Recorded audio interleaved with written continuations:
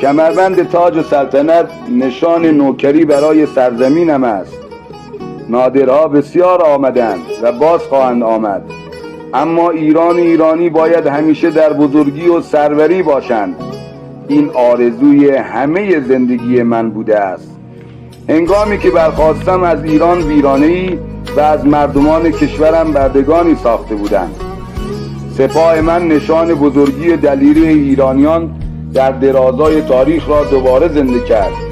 برای مرزهای کشورم هیچ هنگام با کسی گفتگو نمی کنم، بلکه آن را با نیروی جوانان کشورم به چنگ می آورم.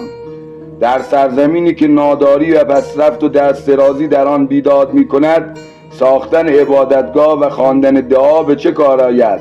این پولها و سرمایه ها را برای ساختن و پروراندن جوانان دلیر و میهن پرست باید خرج کرد.